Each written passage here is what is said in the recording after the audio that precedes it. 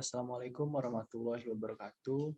Izin memperkenalkan diri, nama Ilham Satria Brajanata dengan nomor pokok mahasiswa 2018011017 dari kelas A, Ganjil. Baik, di sini saya akan membuat video tentang materi pada pertemuan ke-9, yaitu demokrasi di Indonesia. Yang pertama yaitu pengertian demokrasi sendiri. Demokrasi berasal dari penggalan kata Yunani yaitu demos dan kratos atau kratein, yang berarti demos sendiri itu rakyat dan kratein yaitu pemerintahan. Untuk kata demokrasi sendiri bisa diartikan yaitu pemerintahan rakyat. Setelah pengertian untuk penjelasan dari demokrasi, ada tentang pilar-pilar demokrasi.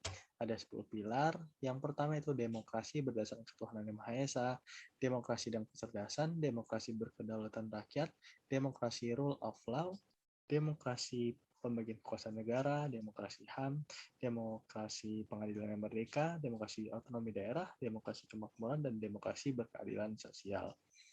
Itu adalah pilar yang terdapat pada demokrasi. Selanjutnya ada macam-macam demokrasi menurut beberapa ahli. Mungkin saya akan menyebutkan satu, yaitu Septi Nurwijayanti dan Nani Prasetyaningsih pada tahun 2009. Pada dasarnya demokrasi terdapat beberapa macam demokrasi yang oleh negara-negara di dunia itu. Yang pertama demokrasi parlementer, ada juga demokrasi terpimpin, lalu demokrasi Pancasila dan demokrasi Pancasila era reformasi. Selanjutnya fungsi demokrasi sendiri. Fungsi demokrasi ada beberapa fungsi, mungkin saya akan menyebutkan satu saja, yaitu sistem politik yang memberikan kekuatan untuk memilih pemimpin rakyat dan pemerintah secara bebas serta adil bagi individu.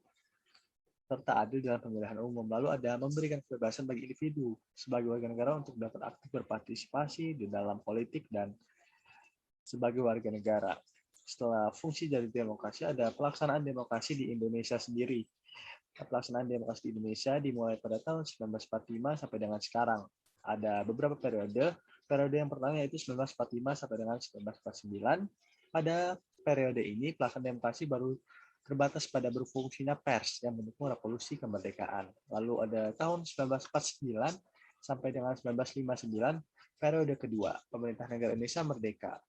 Pada periode ini terjadi 2 kali pergantian Undang-Undang Dasar. Pertama, Undang-Undang Dasar 1945 dan Konstitusi RIS Republik Islam Republik Indonesia Serikat. Lalu ada yang Republik Indonesia Serikat itu pada tahun 27 Desember 1949 sampai dengan 17 Agustus 1950. Lalu setelah pelaksanaan demokrasi dari tahun 1949 dengan 1959, ada pelaksanaan demokrasi dari tahun 1959 dengan 1965.